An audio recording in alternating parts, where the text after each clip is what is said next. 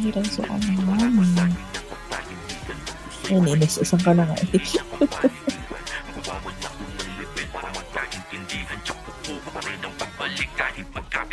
Unang-una tang inapak biglang bait mo ngayon. Nakaraan di ba ikaw pa tong galit na galit magamon. Hindi niya maamin na sa sige kahol bakit ba ganon. Para siyang naberginan sa puwet sakit ng pagkabaon. Kaya napaparto ng sige iyak si Joti Col Tarugo. Pero di sa lyrics kundi doon sa beat ako saludo. Kasi beat ng part 1 dapat beat ng part 2. Nang ganglandak ginamit ng puta parang bata. Pabiktim na ngayon yung mga dati na nang mamama. Puro lang issue walang skills. Banat nyo nakakasawa. Kau lang narinig kong galit mag-rap pero nagpapaawa. FYI iba ang sausaw sa umako. Kasi nga nagamong ka kaso lang pumapalag. Baka daw mapahiya. Pero kung sausawa lang ang usapan bago ka magsalita ay parang sauce na ng fishbulan yung inyo dyan sa kabila. Sa dami yung mga tinira hindi na may pinasali. Imbis na respeto ay kaaway ang pinarami. Di ba grabe di na bale. Dami nyo mang sinasabi kakainin nyo ulit yung mga bintang yung tinatae. Ba't daw ako nandito ngayon at umaapila? Iba si Abadon at ko sa pinagtulungan nila. Dalawa lang yung kalaban daming pinatira pang iba.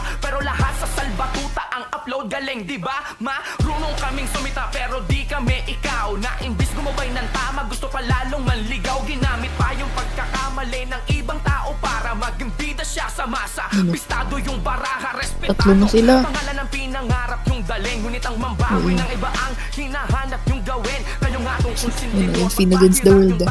Tignan nyo nga si Charlie Wack. Pinagrarap nyo pa rin ang hingilag. Nang daw ako naman damay tang ina. Ganun talaga pag asintado. Walang damay na iba. Napakarami nyong sagot. Ako pa hugas Unat kamay kayo. ako. Bastos kapag tumira pero pag rumispeto tako. Halatang mga cloud chaser lang to daming pautot. Nakahanap lang ngayon ng pag butas 1D. kaya puro palusot. Mga veterano pag merong nega lamang nasulpot ng buburata at nagkukupal yan ang galawan yung supo.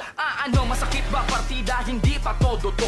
Nilibilang ko lang yung antas ng mahinang lolo nyo. Ako daw yung bully sabi niya wag Uy, mo nga akong nag-GX pinaglolo ko. yan. Masarap mambully na mga bully yan. Serang totoo parang mad kiki dati nung may blind rhyme na event. Agaw eksena kasi nga daw salbatuta represent. Punta ng stage kuha ng mic ang angas magsalita. Pinitik ng Yosit inakyat ni Clutch binapahiya.